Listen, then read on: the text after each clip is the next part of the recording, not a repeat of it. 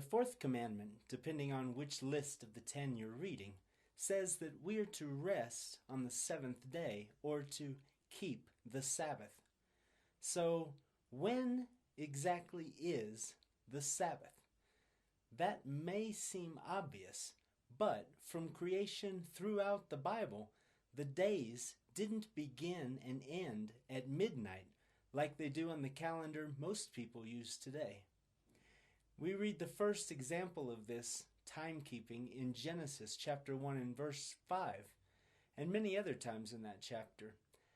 And Yahweh called the light day, and the darkness he called night, and the evening and the morning were the first day. So here it seems like a day began at the end of the previous day at sunset. The evening came first, and then the day came after. This is also how Yahweh ordered the Israelites to keep his feasts. In Leviticus chapter 23 verse 32 it says, "It shall be unto you a Sabbath of rest. From evening unto evening you shall celebrate your Sabbath." Evening was the time that the sun disappeared beyond the horizon. We call it sunset. In Deuteronomy chapter 16 verse 6 it says, "But at the place which Yahweh your Elohim shall choose to place his name in, there you shall sacrifice the Passover at evening, at the going down of the sun, at the season that you came forth out of Egypt." So, Sabbath begins at sunset on Friday and ends at sunset on Saturday. This period is the seventh day. So, what do we do on the Sabbath? How do we keep it? Well, the real question is, what don't we do? Well, we don't do work.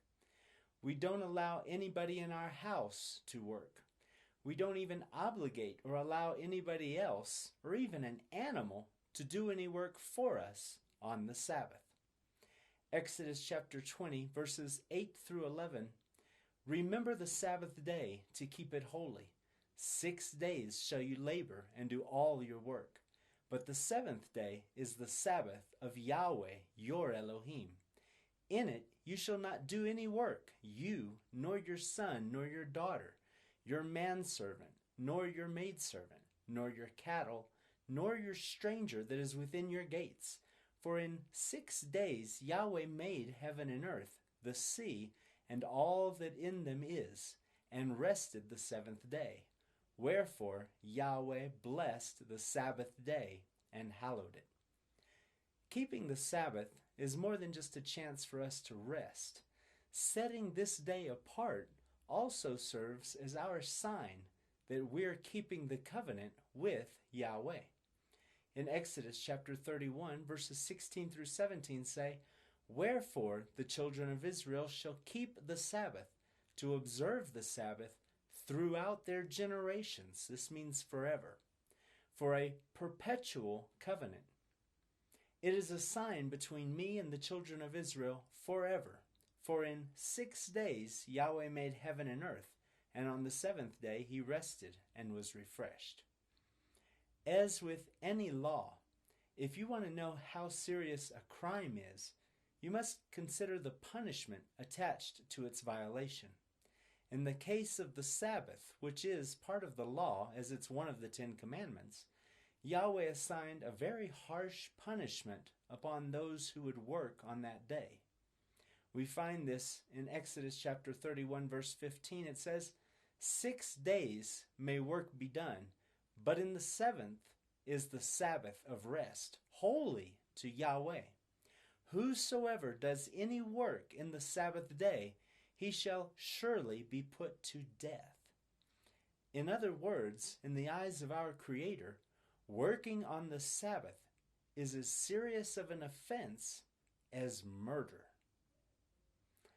As far as work is concerned, there's a never-ending debate over what is and isn't considered work. But one thing we know for sure is off limits on the Sabbath is cooking. We do not cook on Sabbath. we only eat simple foods requiring little to no preparation. Exodus chapter 35 verse 3 says, "You shall kindle no fire throughout your habitations upon the Sabbath day." For this reason, the day before any Sabbath is considered a day of preparation. We find a reference of this in Mark chapter 15 and verse 42. "And now, when the evening was come, because it was the preparation, that is, the day before the Sabbath." But enough about what we can't do on Sabbath. Something we can do on the Sabbath is good works. In Matthew chapter 12, verses 11 and 12, it says, "And he said unto them, What man shall there be among you that shall have one sheep, and if it fall into a pit on the Sabbath day, he will not lay hold upon it and lift it out? How much then is a man better than a sheep? Wherefore it is lawful to do well on the Sabbath."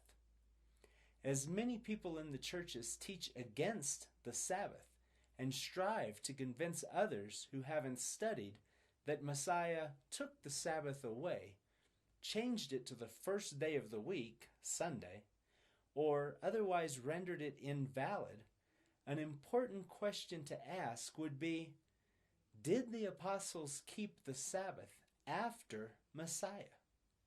And the answer is, of course, yes, they did. We find an example of this in Hebrews chapter 4, verses 3 through 11. "For we which have believed do enter into rest, as he said, As I have sworn in my wrath, if they shall enter into my rest, although the works were finished from the foundation of the world. For he spake in a certain place of the seventh day. On the wise, and Elohim did rest the seventh day from all his works. And in this place again, if they shall enter into my rest, seeing therefore it remains that some must enter therein, and they to whom it was first preached entered not in, because of unbelief. Again, he limits a certain day, saying in David, Today, after so long a time, as it is said, Today, if you will hear his voice, harden not your hearts. For if Yahshua had given them rest, then would he not afterward have spoken of another day? There remains, therefore, a rest to the people of Yahweh. For he that is entered into his rest, he also has ceased from his own works, as Yahweh did from his. Let us labor, therefore, to enter into that rest, unless any man fall after the same example of unbelief. So in conclusion, our Creator commanded us to abstain from work on the seventh day of every week. This is one of the 10 commandments, and strangely, the only one of the 10 that almost all of the churches reject. But in our Bibles, there was no mention of any change or removal of this commandment. So if you're practicing something else, you should do a little investigating and see who or what you're actually following. Like anything else of controversy, the answer is to read your Bible. See what the Creator said.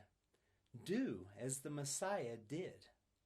Be faithful in the examples of the prophets and the apostles who wrote your Bible, instead of following after men with ear-tickling sermons who would take your money and lead you down a different path.